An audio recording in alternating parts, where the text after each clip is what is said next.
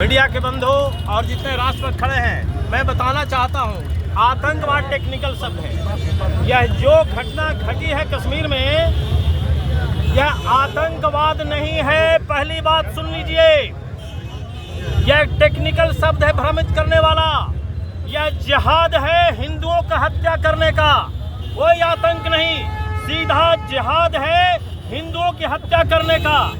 मैं तो धन्यवाद देता हूं अरुण नगर चित्तौड़ की धरती पर ऐसे सुजीत जैसे राष्ट्रभक्त, इतने राष्ट्रभक्तों ने, मैं तो चिंतित था 2 दिन से चित्तौड़ की धरती पर क्या चल रहा है, लेकिन आज जो राष्ट्रभक्तों ने हुंकार भरा है, जो शंखनाद किया है, यह बहुत बड़ा संदेश है। मैं खुलकर कहना चाहता हूं माननीय प्रधानमंत्री जी को, यह पूरा देश आपके साथ खड़ा है। 140 करोड़ की आबादी में आप 30% को छोड़ दीजिए। हमें पता है कि आस्तीन का सांप भारत में कहां बैठा है, लेकिन पूरा देश आपके साथ खड़ा है। मैं कल सुन रहा था, पाकिस्तान से एक संदेश आ रहा है माननीय प्रधानमंत्री जी के लिए कि तुम सिंधु का पानी बंद करोगे, हम तुम्हारा सांस बंद कर देंगे। तुम जिहादी को हम बताना चाहते हैं कि चित्तौड़ की धरती पर राम भक्त खड़ा है ना, ये यदि पेशाब कर देगा तुम्हारा औकात खत्म हो जाएगा। जय श्री राम।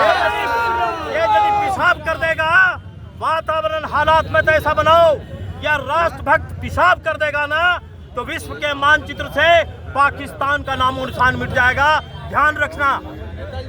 एक अंतिम बात मैं कहना चाहता हूँ, चित्तौड़ की धरती पर जो राम भक्त है, यह बहुत ही भावनात्मक विषय है। हमारी बेटी, हम जब कहते वसुधैव कुटुंबकम, तो अटक से कटक तक, सिंधु से इंदु तक, जो भी हिंदू है मेरा भाई है।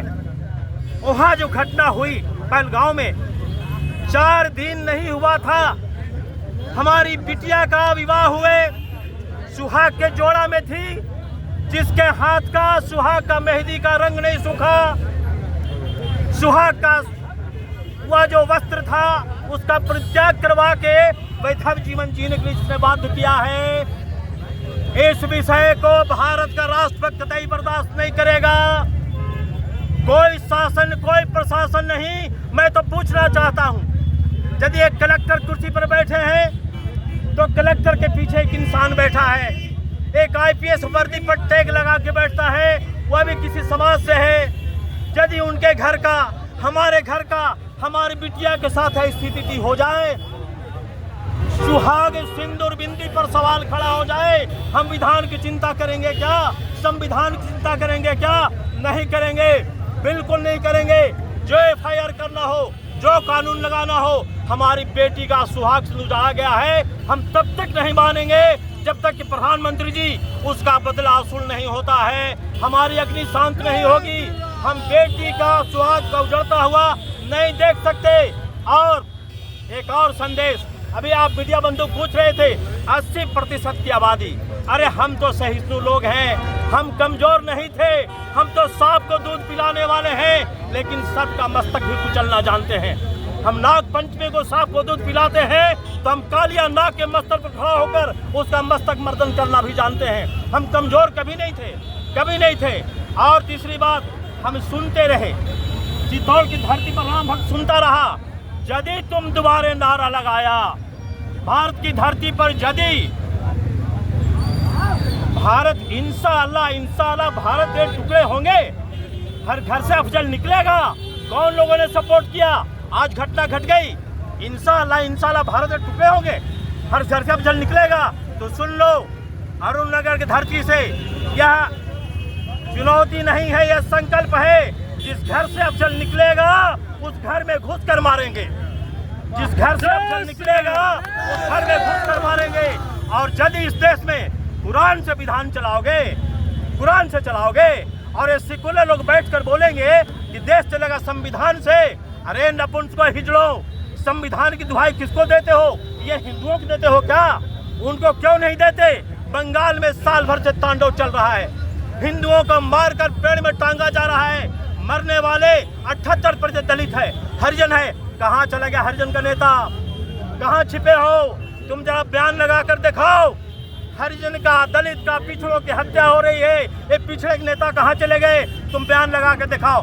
नहीं बयान दे सकते।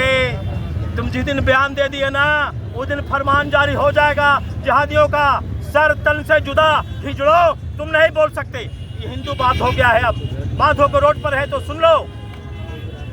यदि देश चलेगा कुरान से, यदि देश चला कुरान से तो हम नहीं मानेंगे विधान संविधान को, बिल्कुल नहीं मानेंगे।